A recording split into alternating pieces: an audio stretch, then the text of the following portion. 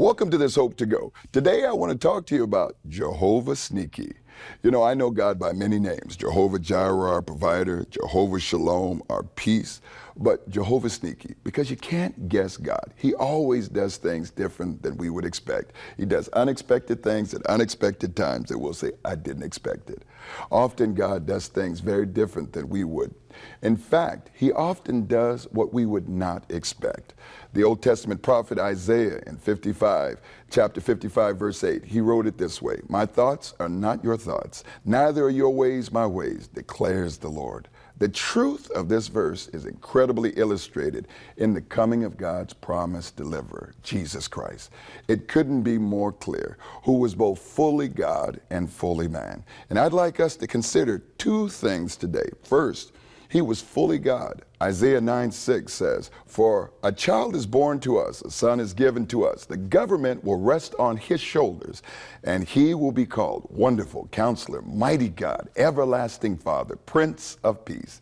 Now, instead of expecting man to make his way to God, God came to man. Now, this is a simple yet profound truth that separates the essential message of the Bible from every other religious system in the world. Other religions teach what man must do to ascend and make his way to God. However, that kind of teaching fails to recognize, one, the vastness of the chasm between God and man created by sin.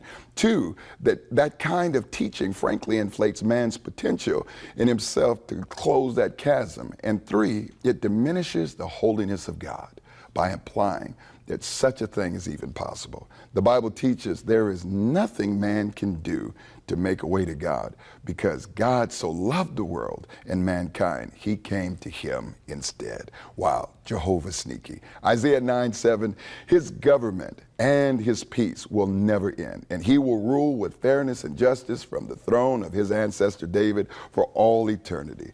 The passionate commitment of the Lord of heaven's armies will make this happen.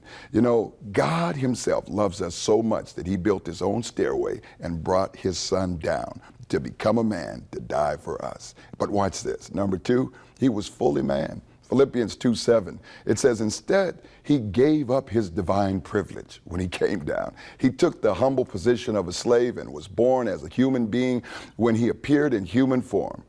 Did you notice how God came in a way that is so intimate, into me you see, and humble?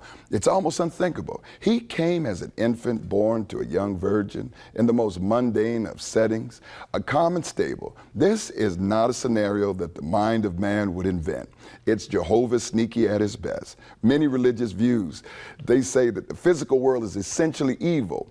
For these religions, it would be an abomination to think that a holy creator, God, would put on flesh and he would subject himself to sin, filled in a fallen creation. Yet Philippians 2:8, it says it this, and he humbled himself. Wow, that is a real humbling, in obedience to God, and died a criminal's death on the cross.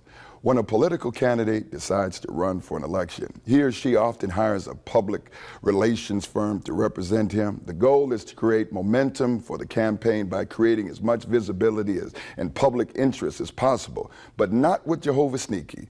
Hebrews 4:14 says, so then, since we have a high priest who has entered heaven, Jesus, the Son of God, let us firmly hold to that which we believe. The high priest of our understanding, our weakness, for he faced all the same testings that we do, yet did not sin. So let us come boldly to the throne of grace. There we will receive mercy, and we will find grace to help us in our time of need. That's exactly why it's significant. He was fully God and he was fully man, because he understands you, he understands me. So run to him right now, because Jehovah Sneaky has a great finish for you. And that is your hope to go.